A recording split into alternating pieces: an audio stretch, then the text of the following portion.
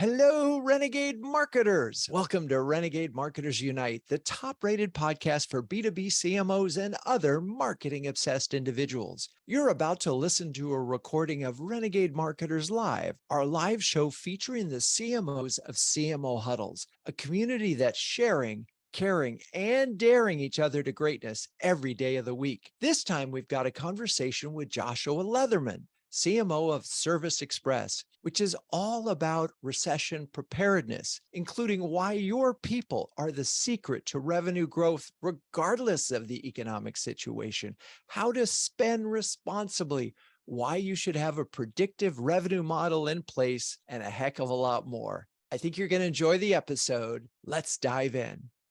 I'm your host, Drew Neiser, live from my home studio in New York City. It's never been easy being a CMO, but I have to say it's getting more complicated by the minute. A recent poll among CFOs noted that 85% believe we're already in a slowdown and 61% expect these conditions to persist for at least another 6 months. And when CFOs get nervous, marketing budgets traditionally feel the pinch. Already, we're hearing from CMOs that they are being asked to hold off making big commitments for Q1 2023, which begs the question, what can B2B CMOs do right now, knowing a recession may be already here or just around the corner? What can they do not just to protect their budgets, but more importantly, what can they do to protect their brands and their lead flow? To answer these questions and more, we've got Josh Leatherman, CMO of Service Express,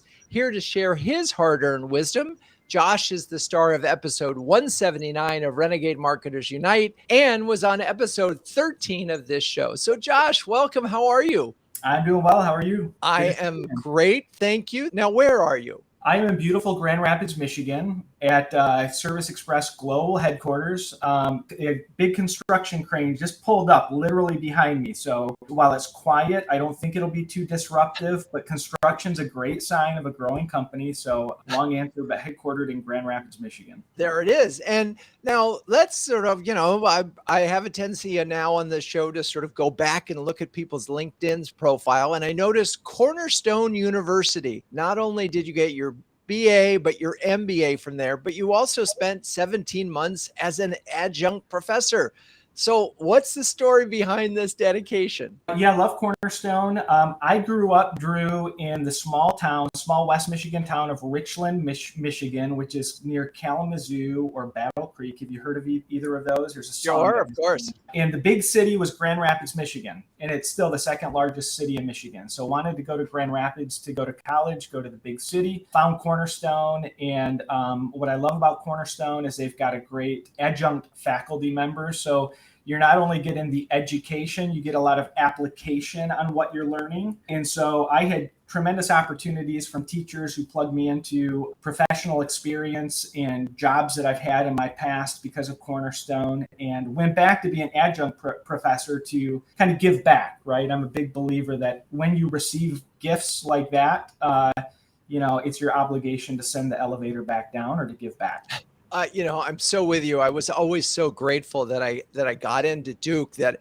I just can't do enough for the university. It's like, you made a mistake, right? Well, okay, now that I've made it through the 4 years, and it's so rewarding. So good for you for recognizing that, because not all alums do it, even though they got the help, right? Yeah. They just sort of forget and go on. Now, speaking of staying in Grand Rapids, you've been at Service Express for about 11 years, including the last 6 as CMO. I'm just going to emphasize that for a moment. The last 6 as CMO. And You've been part of a team that's grown the company from 30 million to 200 million in annual, 250 million, which is really amazing. How does this happen? Yeah, 250, by the way, on a growth path to get to $500 million by 2025. So it's a high growth business. Revenue growth is a product of people growth. It's not vice versa. For a company to grow, the people must grow. For me, I've been surrounded by a fantastic executive team. I think you can probably speak more to this than me, Drew, but I think the CMO tenure, the CMO role is the lowest tenured role on the executive team. Probably two reasons for that. One is CMOs they love to build, and they love technology, and they love to kind of set things up, and they can get bored real quick and hop on to the next job. The other one is there are some CMOs who don't have great relationships with the executive team, the CFO, the board of directors, private equity. I've been able to, over the course of 11 years, establish great relationships with my executive team. I've built the marketing team and sales development team, revenue operations team. We had 2 people when I started.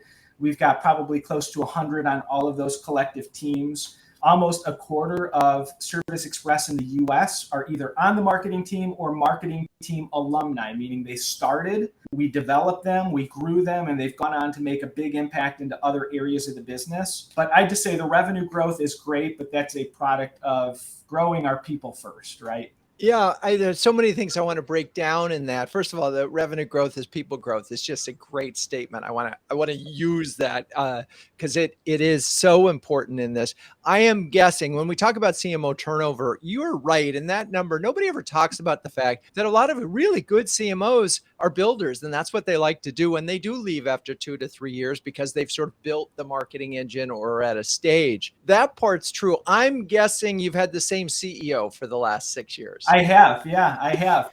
For better, for worse. He actually just celebrated, Ron Elvesteffer, fantastic guy, just celebrated his 25th anniversary here. Like, that's unheard of. So I've served under him for my entire tenure. So it's funny, the longest tenured CMO that I know of that I've interviewed is Kathy Button-Bell. She was, last count, 22 years on the job and had the same CEO the whole time at Emerson Electric. And I think that is one of the keys. So once you build that relationship, as you say, with the CEO and the executive committee, but one of the things that occurs to me is a $30 million company and a $250 million company are very different. Yeah. The marketing team that you need to support one versus the other, not just size, but the kinds of things that you do and you need to do and you need to understand are very different. Did you, what kinds of things did you do to help yourself grow into that and keep growing with the company? Yeah, I have a few beliefs. One is my people cannot grow unless I grow. I've got to lead by example. They can't grow unless I grow. Our business can't grow unless our people grow. I'm a firm believer that I am the average of the 15 people I surround myself with. And I've talked about it with you before, Drew. Do you remember what R&D stands for? I'm a big believer in R&D. Do you remember what that stands for? I do. It's like rip off and duplicate. Rip off and duplicate, right? Yes. Like, I can't be the same CMO for a $250 million company that I was for a $30 million company or $100 million company. I also don't have to reinvent the wheel. There are other CMOs who have been CMOs of $250 million companies and $500 million companies.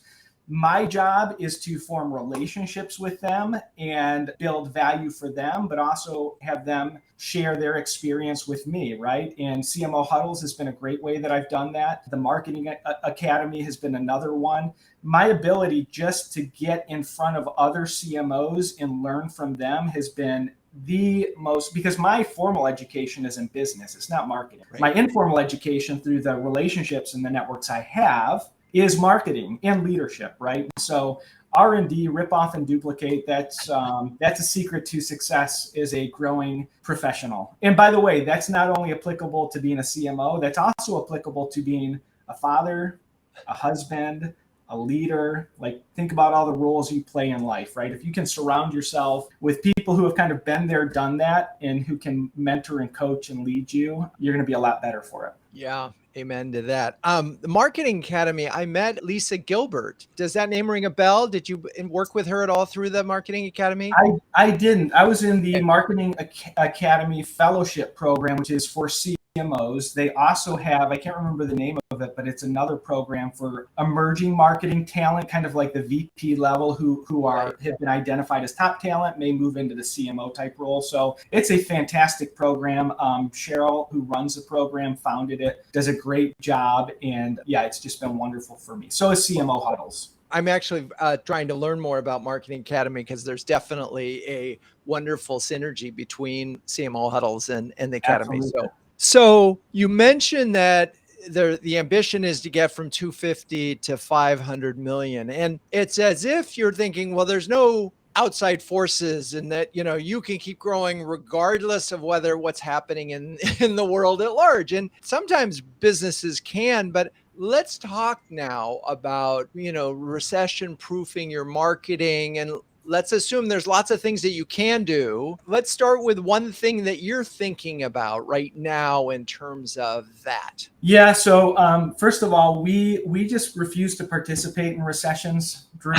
I wish it were that easy, right? We just don't want to participate. I would say the first thing we're doing, which I learned from the pandemic, is you can recession proof your business. You can look at your business and begin to scenario plan for your business, understand how the recession is changing for your customers. The most important thing you can do to recession proof your business is begin to have conversations with your people. It's a leadership role. It's not a marketing role. It's not a business acumen role. I think as we enter certainly tough economic times, as we enter the prospect of a potential recession, who knows if it's going to happen or not, or if it is happening, the reality is our people have degrees of anxiety and fear, and they're looking at their job and they're going, hey, how is my company planning for a recession? Are they scenario planning? So oftentimes, like with my executive team, we are always scenario planning. We're always looking at what levers can we pull, but sometimes I forget to communicate the what and the why to my team so that they,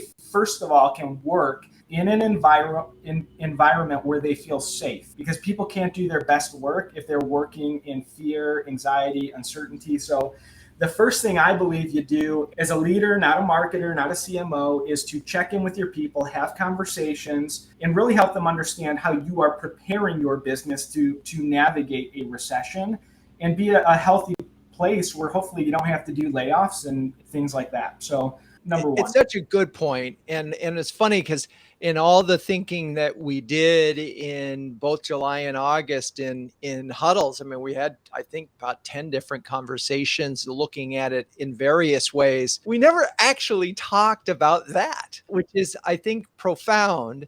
And now, of course, it presupposes you can't have that conversation unless you have a plan, Yeah. right? It's like, I mean, you can say, hey, are you nervous about the recession? But unless you have a plan, it's kind of an awkward conversation. So let's talk about that and how your scenario planning that you all are doing, that is something you could say to your employees and say, hey, these are the things that we are doing to be the guys that can just say, what recession? Yeah, I think, there's a number of things. Like when you start off the budget year, right, in January, you have an idea for how much you're going to spend on marketing, how much you're going to spend on demand gen, how much you're going to spend on technology, how much you're going to spend on new headcount. All of those change from month to month based on revenue, cost of goods sold, margin, things like that. So even outside of a recession, like we're trying to pull levers in expenses every day. But I do think one area is, and I don't like the word freeze, like hiring freeze, right? But one of the areas we are always looking at is if a company is not performing, or we feel like it may not perform in the near future as we expected it to in January, we have a fiduciary obligation to reduce spend. And it's not freezing things, it's simply pushing it out to see when it is responsible to spend it. People get a little bit scared when they hear that, right? Because they go, oh my God, are we doing a hiring freeze here? No, we are pushing hires out, because guess what? Pushing hires out allows us to protect our current talent, our current teams, right? Like we are taking those measures to go all in on our current people. So we are looking at things like pushing hires out to make sure that we are hiring responsibly and we are not taking on new responsibilities or strategies or tactics that we are not ready for, because we don't want to burn the teams out. And if we don't have the people to do it yet, we just can't take that on. So that's one example. We are looking at being a little more responsible with our discretionary marketing spend, things that are geared towards brand and not demand. We have a segment of dollars where we know exactly what the ROI is, and we know if we pull back on that, it will impact pipeline, it will impact revenue, but there are always areas of discretionary spending where a marketer can pull back. And if we pull back 5 or 10% in our budget, it does not mean that revenue or pipeline also is going to come back 5 or 10%. And that's so interesting. Okay, I want to break this down. And we had a lot of conversations in huddles about this as well. So, there's sort of three buckets, right? There's people, there's technology, and there's programs, right? And, they're in the huddles of the mix. If you look at the people and programs, there's some magic number, 50-50, 60-40, and then tech. It's funny, someone from shared that, Gartner has it 1/3, 1/3, 1/3 of those three. I don't know what the magic number is. It feels like spending 30% on technology is crazy, but what do I know? But marketers love new technology, Drew. Marketers I know. Man, come on. So if we look at people, programs, and tech, right? And we start with people as you did, you have a growth goal. And so in order to deliver that growth, you need to have more people because in theory, the way you're spending money requires more people, right? So if you don't hire more people, then how can you still say that we're going to hit the growth numbers that we were looking for? And that's the part. So let's just start there. There's got to be some correlation between the people that you're not hiring and the expectation of growth. Yeah, we are still hiring. We're not putting a pause or pushing out all hires. When we look at a specific position or a specific, cost center or an area of investment, if we can say definitively, if we invest $1 here, we're going to get $3 back. That's an investment. And even, barring a recession, diminishing that return, if you can articulate that is a growth investment, there's no reason that you should be pulling back on that head or that program, right? As long as you believe you can still get the return. So we are not pausing those hires. We're not pushing those hires back for the most part. It's really, as you look at kind of the discretionary areas, those are the areas that we're kind of targeting, right? And some of them do not have a defined ROI now, and they probably won't in the near future. So those are the areas we're focused on. Interesting. Okay, so first presumption is that the CMO that's listening to this has a predictive engine such that they can actually look at this spending delivers this amount of ultimately revenue, obviously, but in the shorter term, call it opportunities or, SQLs or whatever. And within some margin of error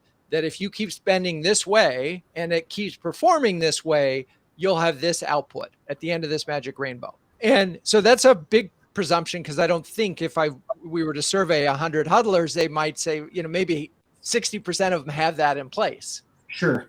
Right. So that's a big deal. So, we could probably break that down. And I would argue that if you don't have that in place, that's got to be probably a top priority for you. Well, yeah, if you don't have that in place, then you are less prepared to be able to push back when a recession comes or the company is feeling a pinch and needs to find margin or SG&A dollars. Like if you do not have that defined, you are less able to push back on a CFO or somebody else who comes and says, hey, I need to take a certain percentage of your marketing dollars and reallocate it somewhere else. How do you make that argument if you've not built that? Yeah, you can't, and you're vulnerable. You're really vulnerable. So you are the opposite of recession-proof in that scenario. So I'm curious, when you have this predictive thing, is your CEO and CFO, all of them bought off and say, yes, Josh, you're right, this, and agree that this investment delivers this yield? Yeah, attribution is,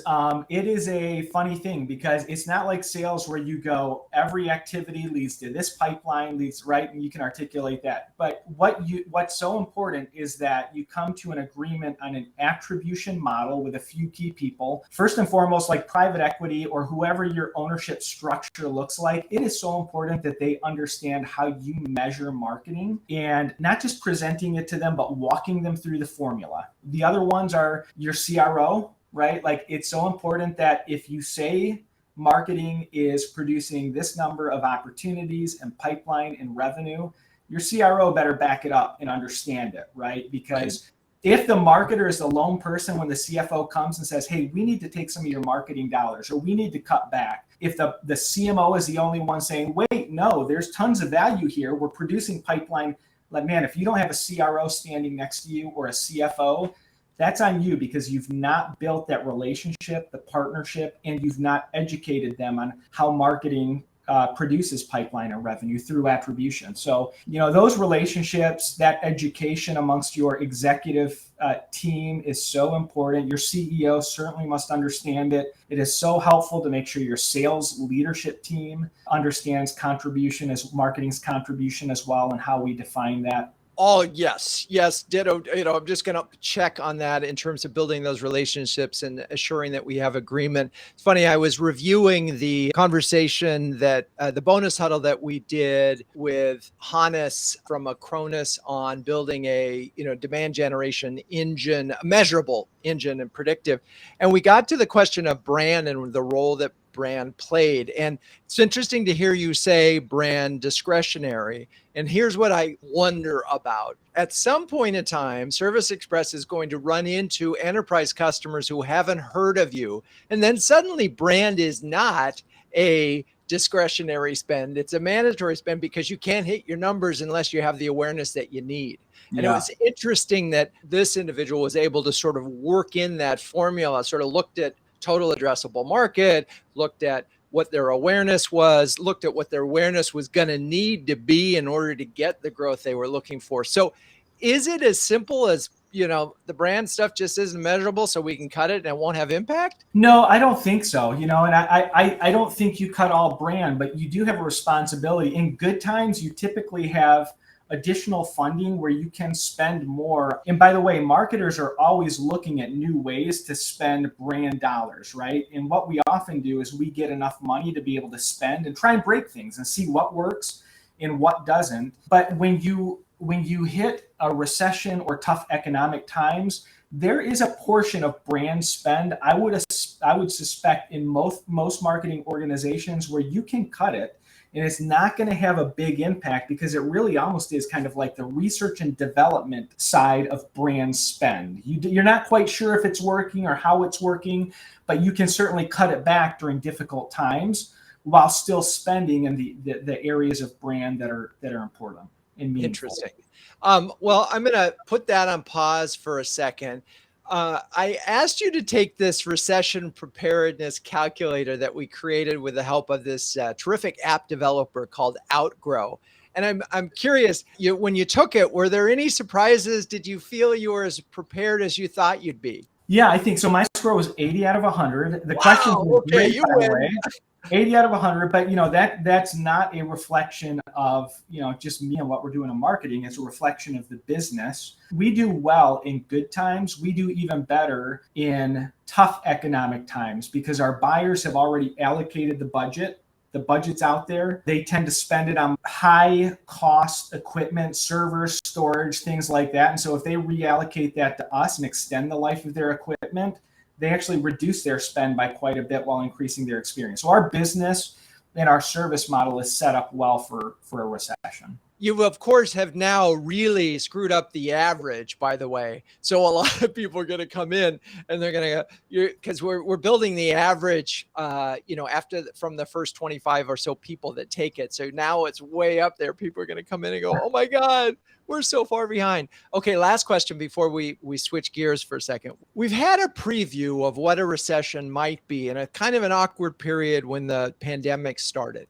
At that moment, a lot of brands, and I don't know if this was the case for you, sort of went full stop, and a lot of things stopped. And what's interesting is for those brands that did that, they could also see the impact 6 months, 9 months, 12 months down in pipeline. And I'm curious, when the pandemic started, did you have a little bit of turn some things off, and then could you see the lagging impact of that later down the road?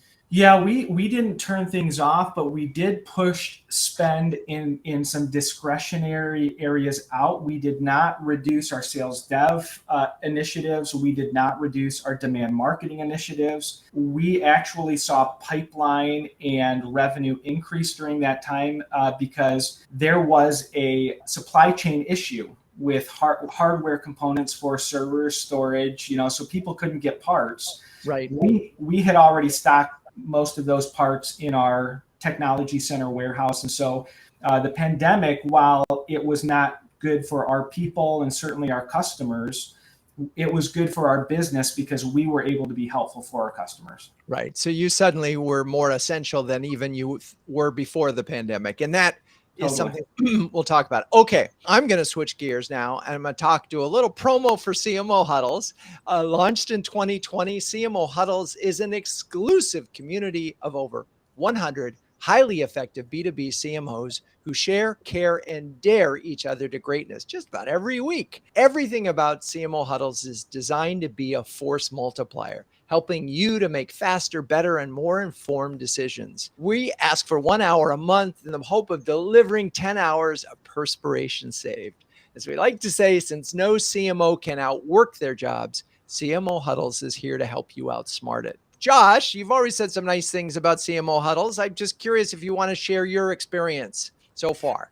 Yeah, I think so. First of all, CMO Huddle started for me, and I think CMO Huddle started in the pandemic. And it was there was a real need because CMOs had not navigated a total shutdown of our economy, of our businesses before. I think in CMO fashion, we tend to be a group who love to share a lot with each other and learn a lot. We're by nature a curious group. CMO Huddles was kind of that point of light every week and then every other week where you literally could come and figure out like what little unlock did this CMO have that you could bring back to your organization and help your teams with. So CMO Huddles it gets back to the rip off and duplicate. Like I'd never gone through a pandemic in my life before. I don't know how to lead as a CMO through a shutdown and people all of a sudden going and working totally from home. And I think getting in that environment where you had other CMOs navigating it and sharing the little unlocks that we each had, man, it accelerated our ability to be able to build healthy teams and performing teams during that period.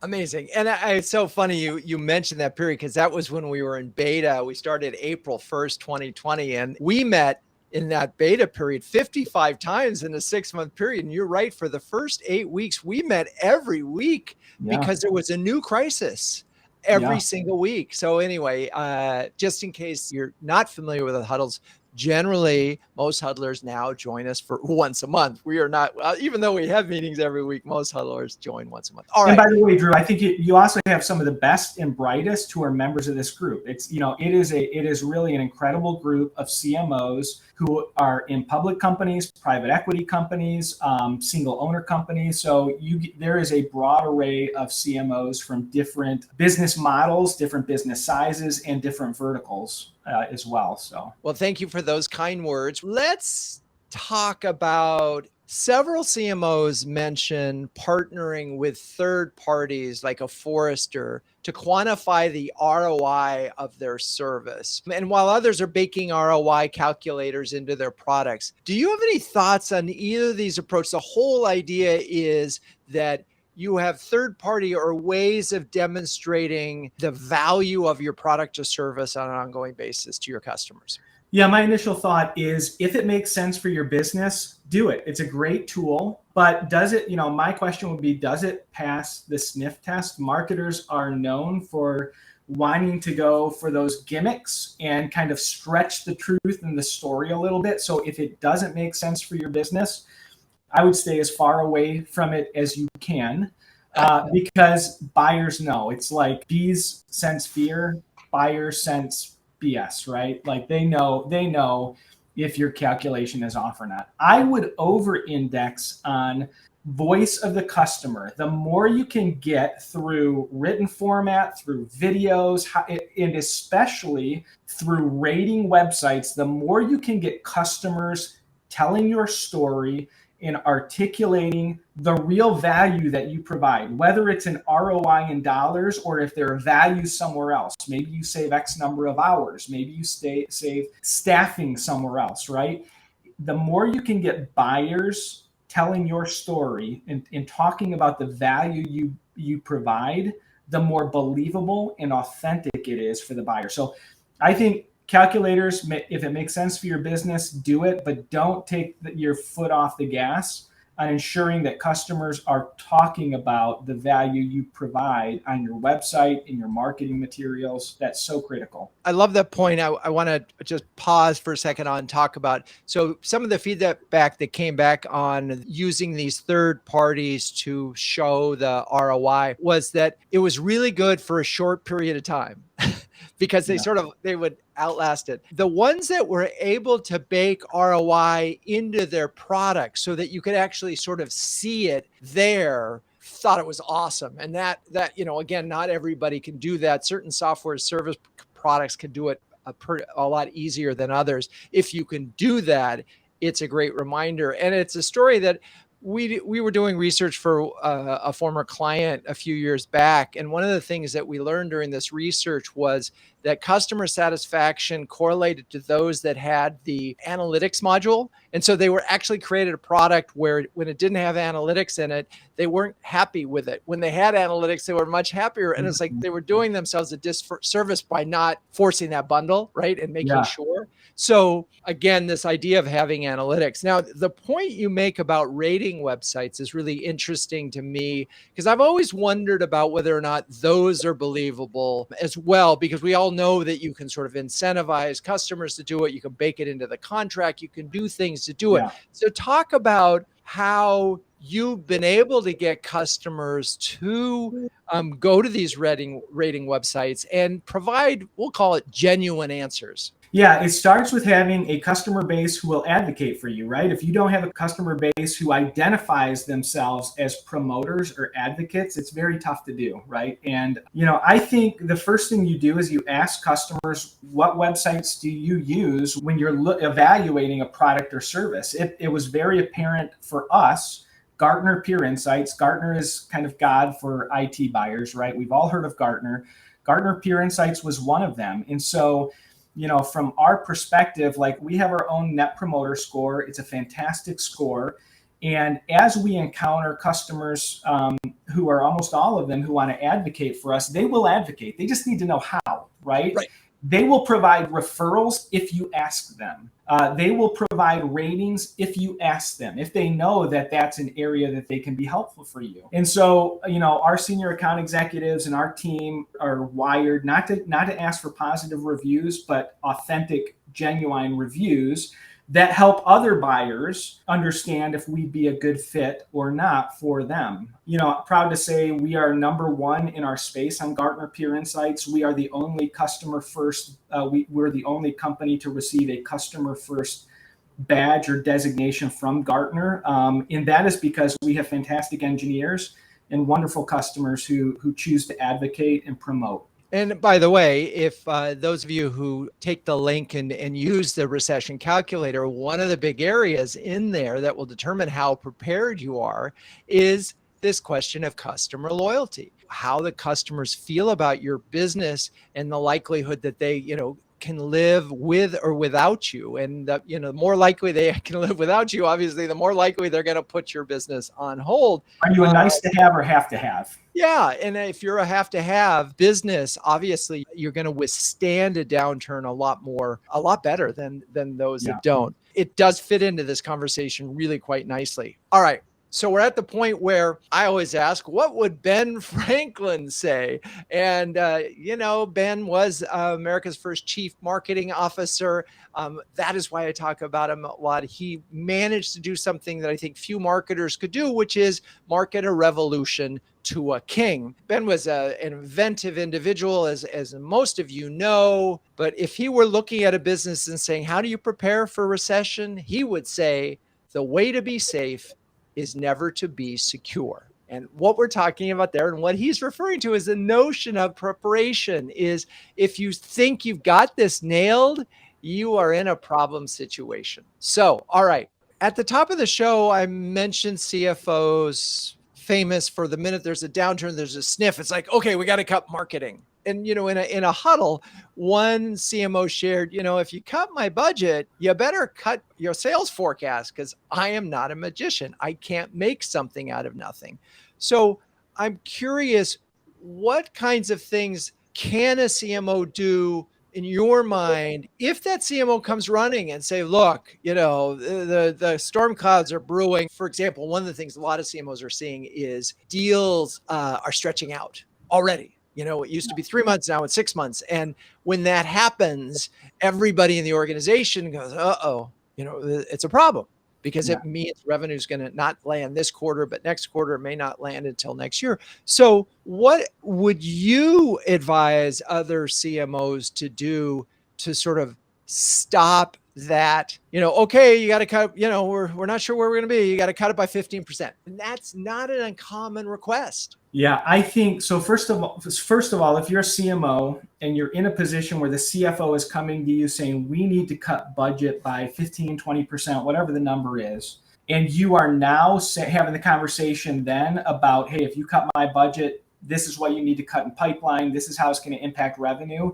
You've already not done it right, because you should be having those conversations on a regular basis, and the CFO should be informed about marketing's contribution to pipeline or revenue. So, I hate to be that guy, but you've probably not already done it right. That's okay. You can still fix that. It's an opportunity for you to work through that. And I would say number 2 is, does the CRO agree with it, right? If the CMO is the lone wolf saying, if you cut my budget, revenue is going to go down, but you're the only one standing there, and you don't have a CRO backing you up, or a CEO backing you up, or members of your board of directors backing you up, then you probably need to second guess yourself. And I'd say the only other thing I'd say here, Drew, is sometimes marketers can get very defensive about budgets. And I'm not saying don't push back. There are times to push back, but CMOs are officers of the company first and marketers second. Our job is to be officers of the company, just like the CFO. The CFO is coming at it from a company perspective. They have a fiduciary responsibility to ensure that we're spending appropriately. And if the CFO knows that $1 invested in marketing is going to get you $3 in revenue, and when, the CFO is not going to, beat on you, especially if you've got the buy-in and support of other members of the executive team. So be an officer of the company first. And if you can articulate investment, and if you believe in that ROI, make sure you're outlining that. But it can't be anecdotal, and you have to have allies. Otherwise, you are on a hill by yourself, and you're probably going to die alone. It's so true. And, in the calculator, that's one of the questions is, and one of the answers, the solution suggested, if you're not already meeting with your CFO regularly, and if they don't have a clear understanding of marketing's impact on revenue, then you have a problem. And the calculator also points and prescribes doing an audit of people, programs, and technology, so you're ready. I mean, why wait? If you did have to cut and be an officer of the company, you're going to have to look at those 3 things. And I think this is what's so different than 10 or 20 years ago. Because if in marketing 10 or 20 years ago, first of all, you weren't spread across so many digital places, you didn't have as much technology. But let's assume for a moment that Gartner's right and people are spending 1/3 on tech and 1/3 on programs and 1/3 on people. What's so tricky here is, if you cut people, you won't have enough to execute programs. If you cut programs, your people will be problematic. And if you cut tech, you probably need to cut people, because there are always people associated with tech, and some programs won't be able to be executed without the tech. If you were looking at this thing, and I want to start with tech, and I'm assuming that you've done an audit of all your marketing technology and so forth. Do you know off the top of your head, there's some ones that we've been testing that we can probably get by without? We are always top grading the system. So I agree. When you think the greatest area of danger for a marketer, and this is me too, because I love technology, love technology, love the promise of technology. I understand sometimes the promise is greater than your ability to execute on it sometimes. But technology is something that once you buy it, you are locked in. You can't just cut technology, right? You are locked in by ironclad SaaS contracts for at least a year, but typically 2 to 3 years. And so if you over-index on technology today, or if you did last year, guess what? You are going to have to cut in people and programs, right? So one of the most responsible things a CMO can do is make sure they've got somebody looking at technology and scaling technology up, meaning don't buy all of the licenses today.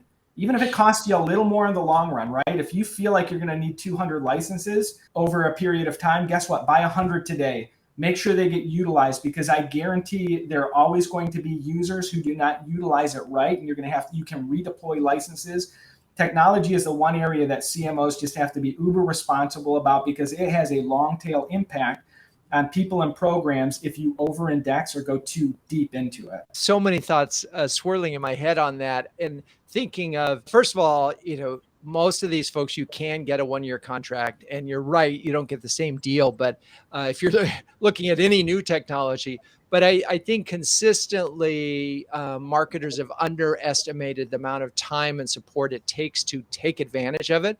And second, that some of these tools have more things that they could be doing that you're not doing because you don't have enough staff already. Yeah. So be be careful about obviously getting new stuff. And I wonder, because this happened at the beginning of the pandemic, and I wonder if it really got ugly, if you could go back to some of these software companies and say, look, we're not cutting you, but we need to put a pause or something. Can you help us out here? Because, it's an impossible situation for everyone. And there was a lot of willingness during the pandemic, the beginning days of the pandemic, to negotiate, and that's something to also think about. To give yourself some flexibility, because most technology is not marketing. It's just a tool. This is me ranting for a bit, and I talk about this in my book a lot, I think it's crazy, the notion that you might spend a third of your budget on technology. It feels absurd. That's not marketing. It's technology. Yeah, I agree, Drew. And I think, especially as you start to enter tough economic times, potentially a recession,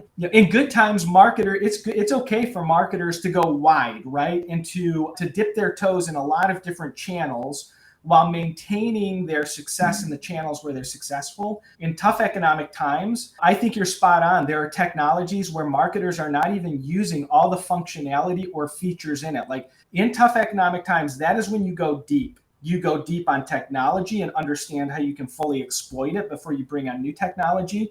You look at your website, which is your greatest digital asset, by the way, and the single greatest way that you can convert prospects to leads and opportunities and pipeline, right? And I think during tough economic times, as you look at your website, search engine optimization, your content strategy, most marketers, including me and my teams, as we look at it, we can go a heck of a lot deeper here, right? And we know that this is an asset, and we know that it's going to build value. And so what you do is you stop going so wide with your strategies, if that makes sense, and you go really deep on the ones that are going to make a difference and are going to build value for the business. One is technology that you already have, exhausting all the features and capabilities there, not bringing in new ones and stretching your people thin. The other is looking at the channels that are already successful and going even deeper on those. So interesting. And as I'm thinking about this conversation, a few things come to mind. So as we're thinking about recession planning and things that you can do right now, let's just assume your business is just humming along. So number one is, and this was Josh's thought, talking to your people and letting them know that you're thinking about this and that you are making contingency plans, and you will share those contingency plans in the event of it, so that there's this open line of communication with employees who may be hearing the doom and gloom news. And, I just think it being prepared on all fronts makes sense, even if we don't have a recession, because most of the things that we're talking about doing on the show are just good marketing sense, right? I mean, secondly, reaching out to your customers and saying, hey, would you write a review for us? Or are you happy enough to write a review? This is the moment where if you don't have strong customer relationships, you're going to really feel it. But if you do, this is the time where you can really separate yourself from the pack. And if they will step up. And then from a third standpoint, you talked a lot about acquisition and in thinking about the dollars that you spend that drive results, and go doubling down on those things. Those are great thoughts. I'm curious if you have final words of wisdom for your fellow CMOs on how to recession-proof their marketing. Yeah, I think the final word would be, again, doubling down on leadership, not marketing. In the absence of communication, there will be a void in the minds of your people, and negativity will always fill that void. And your role as a leader is to create an environment where they feel safe, because they can't do their best work if they don't feel safe. They can't innovate if they don't feel safe. So double down on leadership. Secondly, I would say as the economy constricts and budgets constrict, go further down the funnel, meaning your focus on customer is critical. We talked about that, right? But also your focus on people who already are aware, they're in the sales funnel, they are already aware of who you are, what you do, probably the value prop. They've probably met with individuals on the sales team. These are areas where marketing can actually improve win rates and conversion rates and work very closely with sales to have more immediate impact on revenue if they focus there, as opposed to trying to attract all these leads. Leads are important. It brings in that new business, right? But where budgets constrict, where the economy has downward pressure, I go lower in the place, a greater focus on going lower in the funnel and reduce my reliance and investment at the top of the sales funnel. Yeah, again, great advice. So I'm thinking back in a huddle where a CMO suggested that the notion of demand generation was sort of really off, and that what you're describing there is demand capture. These are folks that have raised their hand, that are in the market, they're actually going to buy. And if marketers can focus on those folks that are already there, that's a part of your recession proofing strategy. Demand generation is really all the top of the funnel stuff that, chances are they may not be in the market. And so you really do need to focus on those folks that are in the market. The other thing I just want to circle back to, because I think it was such a profound thing, is that people drive growth. You can't grow a company as fast as Service Express has grown without growing your people. And I just think that's a beautiful thought to end the show with. So Josh, you're a fantastic sport. Thank you so much for joining us today. Thank you, audience, for staying with us. I'm your host, Drew Neiser. And until next time, keep those Renegade thinking caps on and strong.